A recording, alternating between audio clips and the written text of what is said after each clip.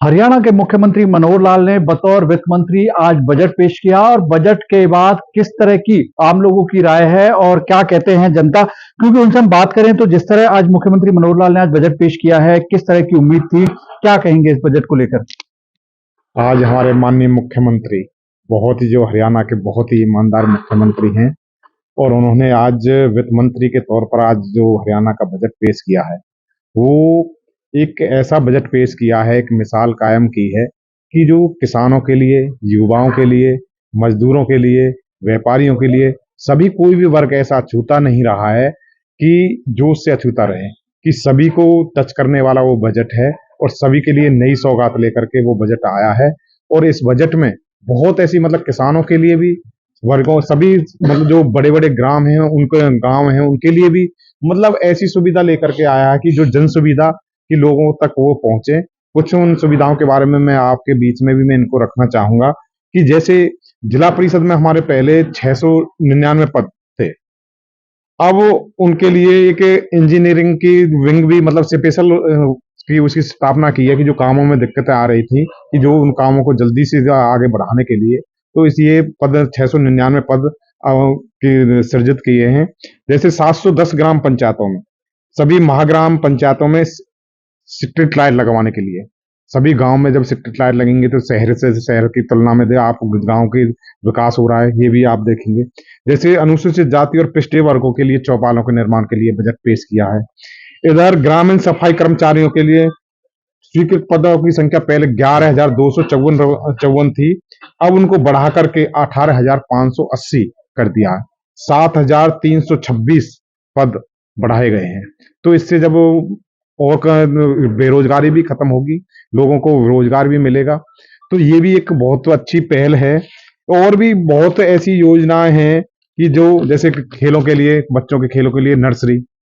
कि पहले ये हमारी मुख्यमंत्री जी की पहल थी कि नर्सरी के बच्चों को खेलने के लिए गांव स्तर पर खेल नर्सरी का आयोजन, तो उसके लिए भी उन्होंने बजट पेश किया है कि अच्छे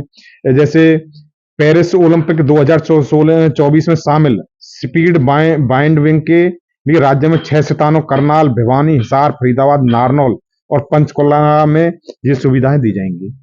ऐसे ही मुफ्त छात्र परिवहन सुरक्षा का विस्तार करते हुए प्रत्येक जिले हर खंड तक किया जाएगा। और जैसे छात्राओं के लिए सिक्योरिटी के लिए भी है कि भी छात्राओं के लिए सिक्योरिटी देने का भी एक प्रावधान किया है माननीय मुख्यमंत्री जी ने। और जैसे है हमारे सैनिक भाई हैं, पहले उनको जब कोई सैनिक शहीद हो जाता था उनको 50 लाख रुपए का अनुदान हमारे माननीय मुख्यमंत्री जी ने किया था, अब उसको बढ़ा करके 1 करोड़ रुपए करने का काम किया है। जैसे किसानों के लिए 5,47 लाख किसानों का ब्याज और जो पेनल्टी है उसको माफ करने के लिए कि इतना बजट इसमें लाए हैं। लड़कियों के लिए स्कूटी, हरियाणा में ड्रोन निर्माण को बढ़ावा देने के लिए 10 करोड़ का स्टार्टअप फंड, ये भी।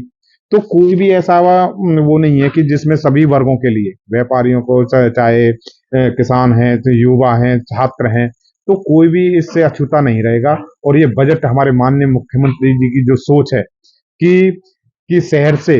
कि गांव को भी इस तरह की सुविधाएं दी जाएं कि जो शहरों में सुविधा रहती थी बड़े बड़े महानगरों में, वो सुविधाएं आज गांव में आप देख रहे हैं कि पहले शहरों में लाइटिंग की व्यवस्था थी, तो आज व्यवस्था गांव में भी जो स्ट्रीट लाइट का जो व्यवस्था की है, एक महाग्राम योजना के तहत कि सीवर लाइन बिछाना जो बड़े बड़े गाँव है, तो ये सुविधा पहले शहरों में रहती थी, तो आज जो गांव तक पहुंच रही है, तो ये हमारे माननीय मुख्यमंत्री बहुत ही ईमानदार मुख्यमंत्री हैं और उनकी ये देन है। तो मैं माननीय मुख्यमंत्री जी का मैं बहुत बहुत धन्यवाद करना चाहूंगा कि जिन्होंने ऐसा बजट आज पेश किया। और जो किसानों के प्रति जो लोग तरह तरह की बातें करते हैं, किसानों के हितैषी बनते हैं, वो किसान हितैषी नहीं है। किसान हितैषी अगर असलियत में है तो हमारे माननीय मुख्यमंत्री जी और माननीय प्रधानमंत्री जी हमारे किसानों के हितैषी हैं। पहले आपने देखा कि किसानों को सम्मान निधि के तौर पर भी 6,000 रुपए देने का काम,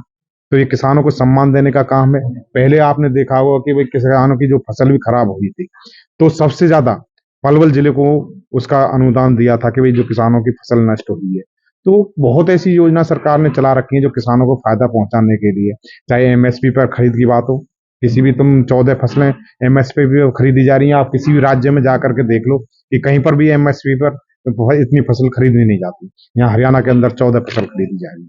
तो ऐसी जो किसानों के बारे में सभी कोई भी किसी भी क्षेत्र में आप जाकर के देखो तो माननीय मुख्यमंत्री जी की ऐसी सोच है कि हमें अंत्योदय तक जाना है और नीचे के लोगों को उठा करके हमें उस स्थिति में लाना है कि जो बेरोजगारी और सभी लोगों को रोजगार भी सृजित किए हैं। तो मैं माननीय मुख्यमंत्री जी का बहुत बहुत धन्यवाद करता हूं कि जो उनकी ऐसी सोच है, जो सभी अपने पूरे हरियाणा को अपना परिवार समझते हैं, मैं उनका बहुत बहुत धन्यवाद करता हूं। देखिए परिवार समझने की बात तो बिल्कुल जायज़ है, परंतु अगर हम बात करें जिस तरह आप देख रहे हैं कि महिलाओं की सुरक्षा के लिए भी सरकार ने कदम उठाए हैं, तो क्या उम्मीद इस सरकार से बजट के बाद देखने को मिलती है आपको? इसकी सबसे बड़ी जो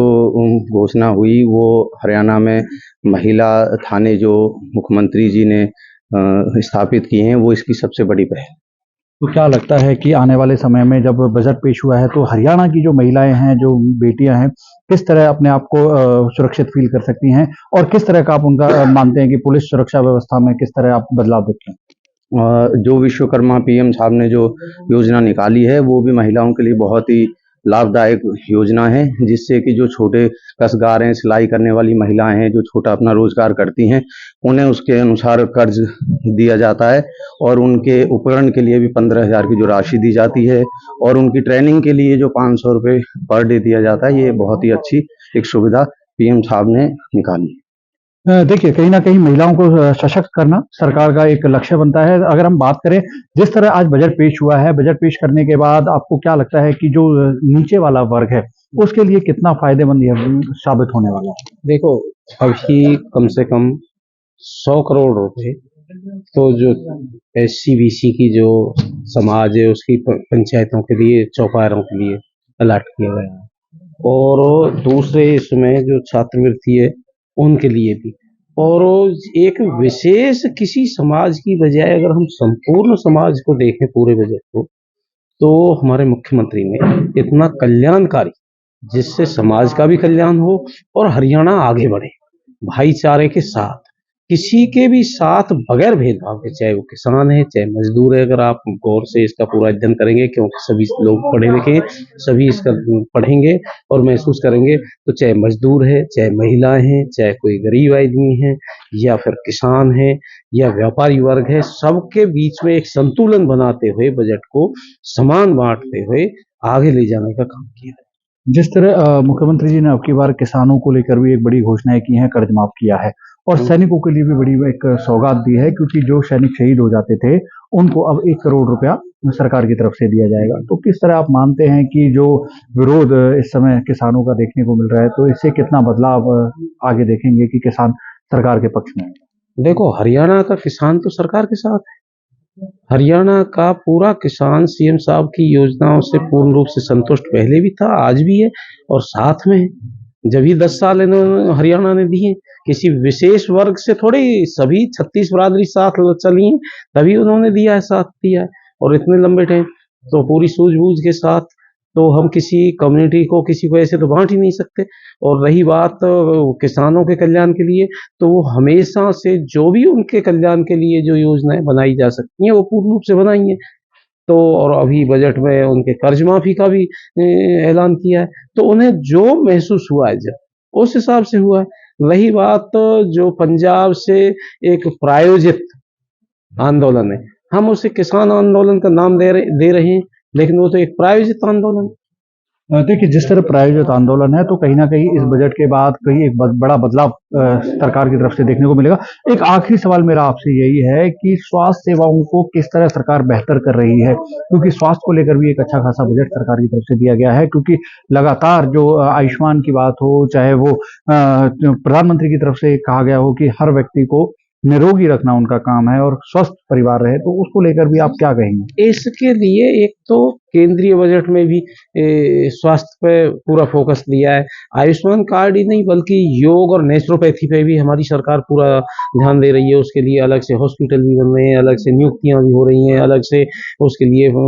फंड की व्यवस्था की गई है। उसी बात को ध्यान में रख के राज्य सरकार भी आयुर्वेद पे पूरा ध्यान दिया गया है और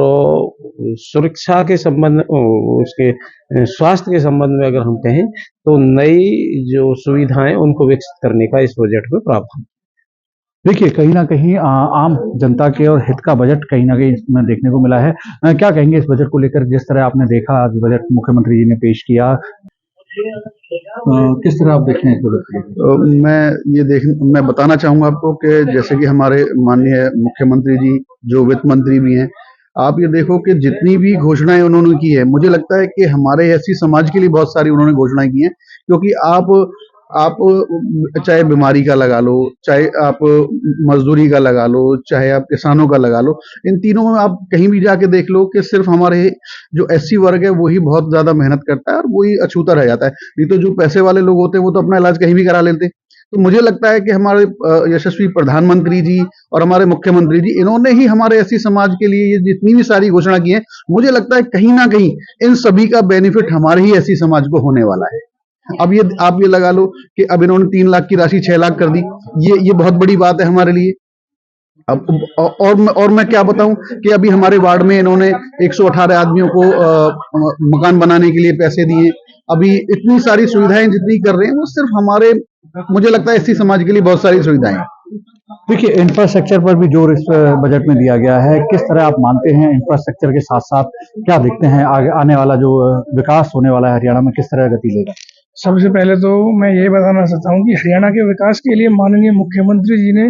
जो विकास कार्य इस बार वित्त मंत्री जी के साथ जो बजट पास किया